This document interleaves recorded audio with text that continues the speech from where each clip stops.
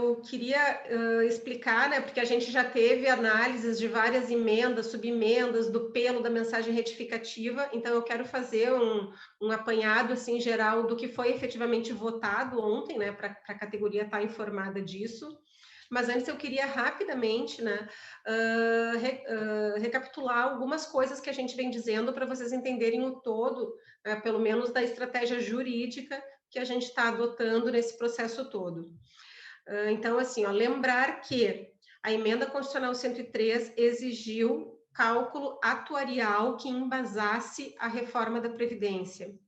Segunda coisa, que a mesma emenda constitucional determinou que as idades mínimas de aposentadoria fossem fixadas na lei orgânica do município, e as outras situações poderiam ser, não é, constar, ser regulamentadas por lei complementar e lei ordinária. Então, assim, ó, quando nós fizemos algumas análises jurídicas, especialmente do PLC 18, a gente falou que ele era inconstitucional porque estava tratando das idades, e que isso seria uma inconstitucionalidade porque dependeria da lei orgânica do município da alteração. Mas tudo aquilo que eu falei na nossa última reunião sobre isso, com a aprovação do PELO 2, ele cai por terra, né? Ele fragiliza a inconstitucionalidade do PLC número 18. Então, assim, ó, o que a gente pode judicializar nesse momento? Já falei também várias vezes nos nossos encontros, a gente pode judicializar questões formais referente ao processo legislativo na Câmara. Sobre isso, nós já temos 3 ações judiciais, em que nós perdemos as liminares e estamos com todas recorrendo. Então, se eventualmente em uma delas a gente tiver sucesso no Tribunal de Justiça, toda essa votação ela é anulada, tá? Não interessa o tempo que for, mesmo que seja aprovada em segunda votação, segunda sessão.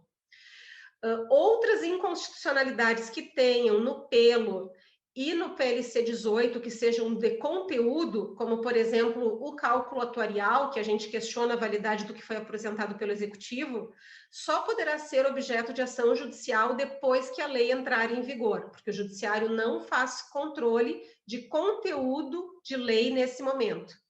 Então, assim, a gente precisa primeiro que a lei seja aprovada e entre em vigor para que a gente possa entrar com eventual ação de inconstitucionalidade, e temos pelo menos um ótimo argumento ainda, mesmo que seja aprovado pelo, que é a ausência do cálculo atuarial exigido pela emenda constitucional 103, tá? Bom, sobre o que foi aprovado ontem, né? Bom, temos as regras gerais de aposentadoria definidas. Então, deixa de existir a aposentadoria por tempo de contribuição que atualmente existe, e passa a vigorar para quem entrar após a aprovação desse pelo, passa a vigorar somente a possibilidade de aposentadoria por idade. Essa idade vai ser 65 anos para os homens e 62 para as mulheres.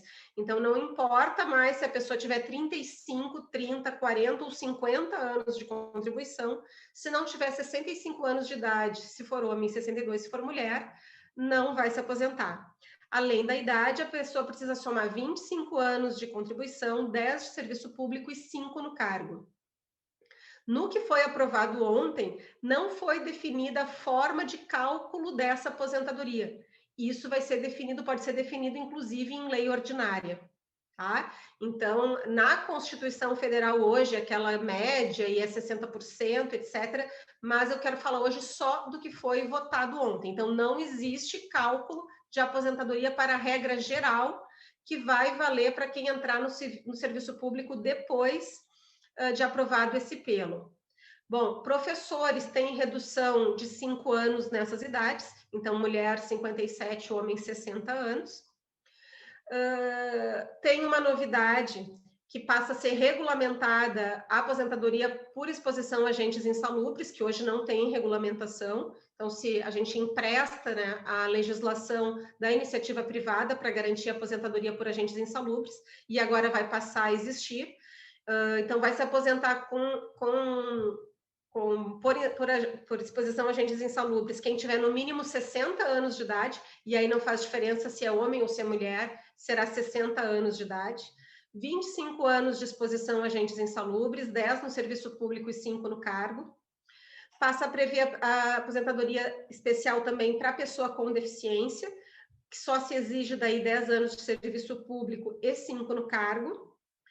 A aposentadoria por incapacidade permanente, que é mantida, e a compulsória, que se alicerça daí nas regras da Constituição Federal, ou seja, 70 anos de idade em regra, podendo ser fixada a aposentadoria compulsória aos 75 anos por lei complementar. Então, pode vir a ser editada uma lei complementar fixando essa aposentadoria compulsória em 75 anos. Proventos, como eu falei, não foram definidos, né, nesse pelo votado ontem com a emenda 1 e a subemenda. Bom, regras transitórias. O que foi votado ontem prevê 2 regras transitórias para quem já é servidor público, ou quem já for vir a ser servidor público, até a data de aprovação e entrada em vigor dessa emenda. Então, tem 2 regras, a dos pontos e a dos pedágios. Bom, dos pontos, será necessário em 2021, que os homens tenham 61 anos e as mulheres 56 anos. A partir de 2022, vai ser necessário que as mulheres tenham 57 anos, então essa idade já sobe 1 ano a partir de 2022, e os homens 62. Além disso, essa regra de transição exige 35 anos de contribuição para os homens e 30 anos de contribuição para as mulheres, 20 anos de serviço público, 5 no cargo, e aí os tais dos pontos, que é a soma da idade com os tempos de contribuição. Essa pontuação, ela é progressiva. Vai variar de 86 a 100 para as mulheres e de 96 a 105 para os homens. Tá? E aí, tem algumas diferenças em relação à subemenda, né? Essa subemenda que foi aprovada, ela criou uma outra regra, 2 outras regras, na verdade, de transição, que beneficiam quem ingressou antes de 31 de dezembro de 2003, tá? Então, assim, ó, como é que funcionam os pontos? As mulheres saem de 86 e a cada ano aumenta 1 ponto. Então, aumenta a idade em 2022 de 1 ponto a cada ano. Os professores, eles têm redução de 5 anos de idade e a pontuação deles varia de 81 a 92 se for mulher e de 91 a 100 se for homem, tá? Bom, o que a subemenda daí aprovou? Para quem ingressar no serviço público quem ingressou no serviço público até 31 de dezembro de 2003, e essa é uma vantagem, inclusive, em relação não só ao pelo, mas à emenda, porque na emenda o corte era dezembro de 98, tem uma redução da pontuação. Porque para as mulheres é limitada a 95 ao invés de 100 e aos homens a 100 pontos ao invés de 105.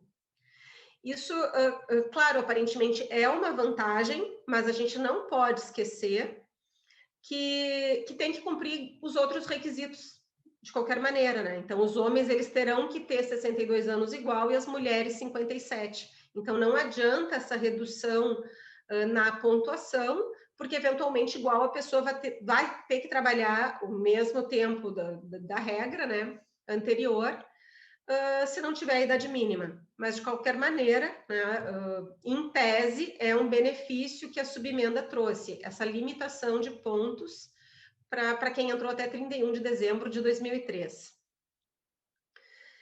Em relação aos proventos, a emenda, ela previa a paridade e a integralidade para quem tinha entrado até 31 de dezembro de 2003, só que com uma distinção. Quem entrasse até 15 de dezembro de 98, além de todos os outros requisitos, teria que ter no mínimo 57 anos se mulher e 62 se homem, ou sendo professor, 52 e 57.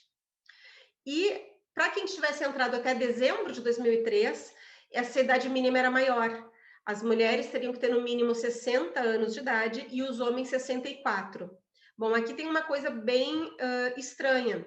Me parece, né? E isso, inclusive, foi anunciado. Muitos de vocês devem ter lido o material que o Previmpa está disponibilizando, né? Das grandes vantagens da subemenda. As associações também divulgaram esse material. Como se agora quem entrou até 31 de dezembro de 2003 tivesse sido abrangido por aquela regra anterior ali. Só ia ter que trabalhar até os 57 ou 62 se homem. Ela está sendo vendida assim publicamente, mas na verdade não é isso que está escrito. Na verdade, acho, né, quero acreditar que houve um erro de digitação, mas o que não está na lei não existe. E o que está escrito na lei é que só está garantida agora a totalidade da remuneração para quem aturou até 16 de dezembro de 98, com essas mesmas idades, 57 e 62. E acabou a possibilidade de aposentadoria com proventos integrais e paridade para quem tivesse entrado até dezembro de 2003, na regra dos pontos. E me parece que isso é um erro de digitação, porque a emenda 103, ela é, como todo mundo sabe, de 2019. E na redação do dispositivo, né, tá assim, observado, da emenda constitucional 103, de 31 de dezembro de 2003. Então, eu acho que eles pegaram o 31 de dezembro de 2003 no copiar e colar, e ao invés de colar lá, mudar a data do 16 de dezembro de 98 para 31 de dezembro de 2003, na verdade, mudou a data da emenda constitucional. Então, ficou constando que só terá direito à paridade e integralidade quem ingressou até 16 de dezembro de 98. Então, isso é um prejuízo maior que todos os benefícios, eu acho, porque tem muitos servidores que ingressaram em dezembro de 2013 que estavam sendo beneficiados pela regra da emenda e agora estão sendo prejudicados. Mas me parece que isso foi um erro de digitação, mas não vai fazer diferença. E aí, para quem entrou depois de 16 de dezembro de 98, como está escrito aqui, os proventos serão pela integralidade da média aritmética, que é a regra atual para quem entrou a partir de janeiro. Só que a regra atual, ela pega 80% das maiores contribuições e pela subemenda vai pegar 90% das maiores contribuições. Então, piora bastante, seja porque retira o direito à integralidade de quem entrou até dezembro de 2003, seja porque aumenta a média de 80 para 90. Então, é claro também que está circulando aí que a subemenda é melhor do que a emenda, porque a emenda previa 95% e o projeto original previa 100% da média. É evidente que é melhor, né? 90% do que 95% ou 100%, mas 80% é muito melhor que 90%. Então, se não existisse, se não fosse aprovado nem o pelo, não existiria nem a emenda, nem a subemenda, e se continuaria com 80%. Então, não existe uma obrigatoriedade, né, de alterar e nem fixar, então, mas enfim. O que foi aprovado ontem é que para quem entrou a partir de 16 de dezembro de 98, a remuneração vai ser calculada com base na média das 90% maiores contribuições, desde que tenha 15 anos na carreira. Para quem entrou a partir da publicação, como eu disse, não tem ainda previsão de como vai ser esse cálculo dos proventos. Bom, a outra regra é a do pedágio, que é pagar um tempo além do previsto inicialmente de contribuição, dos 30 para mulher ou 35 para homem, que vai ser um percentual progressivo em relação ao que está faltando. Então, na redação da emenda, tinham 4 faixas, 50%, 60%, 70% e 100% de pedágio do tempo. Então, as pessoas teriam que ter homem 60, tem que ter, né? Homem 60 anos de idade, mulher 57. Homens têm que ter 35 anos de contribuição e mulher 30 anos. Ambos têm que ter 20 anos de serviço público, mais 5 no cargo. E aí, mais o tal do pedágio. Como é que é calculado esse pedágio?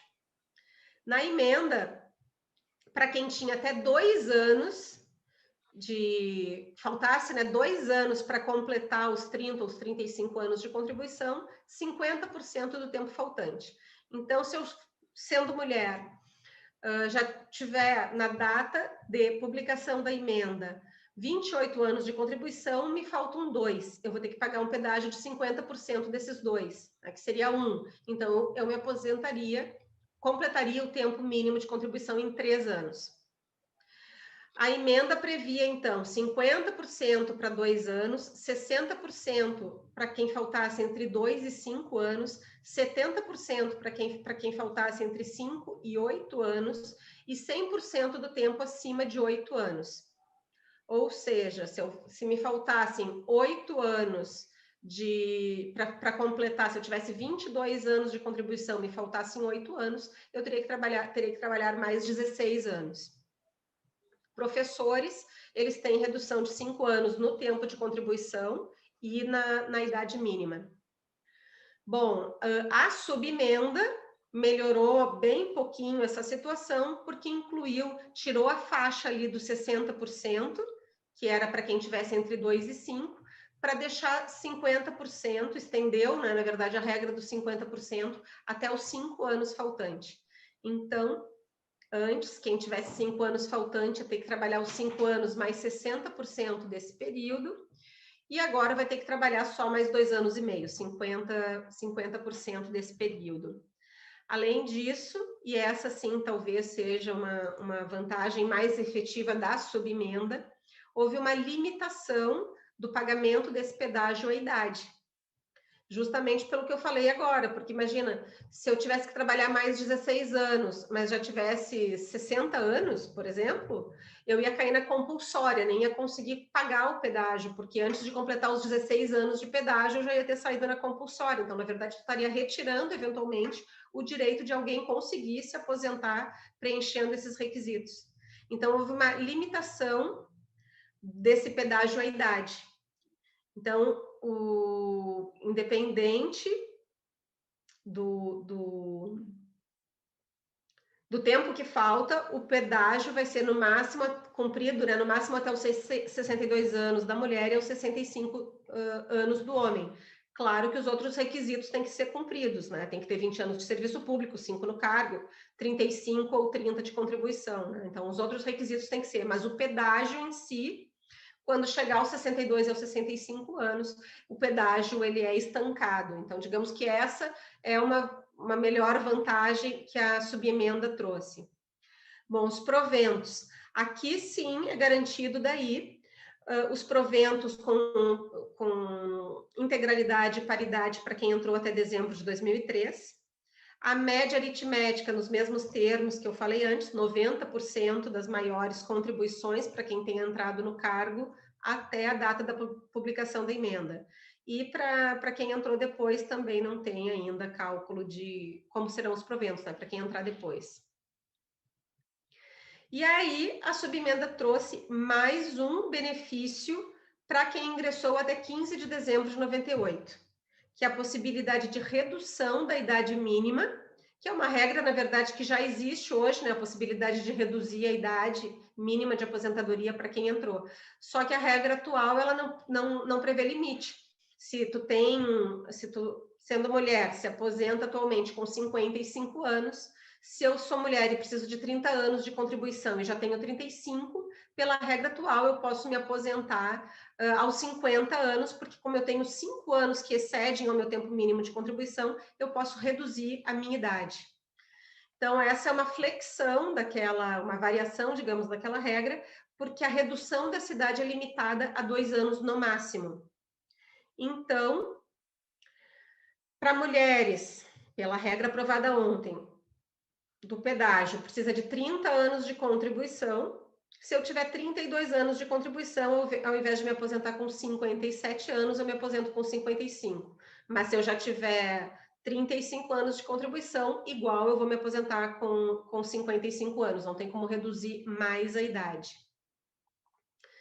E a última novidade que trouxe a subemenda, que é o que foi aprovado ontem, foi a fixação do abono permanência na lei orgânica, né, que não precisaria ser fixada na lei orgânica, e foi fixado o abono permanência correspondente, né, à contribuição previdenciária do servidor, e ainda previu a possibilidade de instituir outros programas de benefícios, né, sejam ou não remunerados, para quem já pudesse aposentar e não tiver nativa.